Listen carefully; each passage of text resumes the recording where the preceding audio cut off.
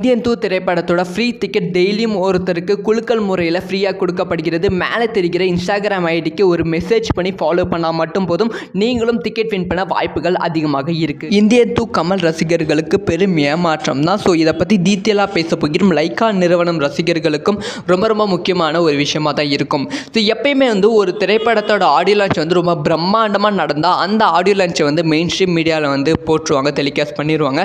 ஆனால் இந்தியன் 2 திரைப்படத்தோட audio லான்ச்சை main stream மீடியாவில் எந்த மீடியாலையும் போடலை. ஸோ அதுக்கான காரணம் இப்போ வெளியாகி இருக்குது. ஸோ இந்தியன் 2 ஆடியோ லான்ச் ரொம்ப பிரம்மாண்டமாக சென்னை நேரு உள் விளையாட்டு அரங்கில் நடந்தது. இதுக்கு பல கோடி ரூபாய் செலவு பண்ணியிருந்தாங்க. ஆனால் ஏன் எந்த சேனலையும் டெலிகாஸ்ட் பண்ணலன்னா லைக்கா நிறுவனம் தான் காரணம் அப்படின்னு சொல்லப்படுகிறது. லைக்கா நிறுவனம் தொடர்ந்து நிறைய திரைப்படங்கள் எடுத்து அனைத்து திரைப்படங்களும் பெரும் தோல்வி திரைப்படங்களாக அமைந்தது. முக்கியமாக லால் சலாம் திரைப்படம் தான் லைக்கா நிறுவனத்துக்கு பெரும் நஷ்டத்தை ஏற்படுத்தியது. இந்தியன் 2 திரைப்படமும் 6 வருஷமாக எடுத்ததால் லைக்கா நிறுவனம் வட்டி மேலே வட்டி வாங்கி ரொம்ப நஷ்டத்தில் இருந்தாங்க.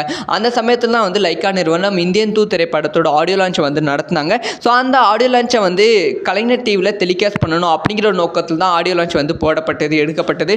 ஆனால் ஆடியோ லான்ச்சுக்கான ரைட்ஸ் கலைஞர் டிவியில் இருந்தாலும் பல கோடி ரூபாய் அது கேட்டதால் ஆடியோ லான்ச் வேண்டாம் அப்படின்னு சொல்லிட்டாங்களா லைக்கா நிறுவனம். இதனால் கமல் ஸ்பீச்சும் நம்மளால் கேட்க முடியாது, சங்கர் ஸ்பீச்சும் கேட்க முடியாது. இது கமல் ரசிகர்களுக்கு எதிர்பார்க்காத அதிர்ச்சி அப்படின்னு தான் சொல்ல வேண்டும்.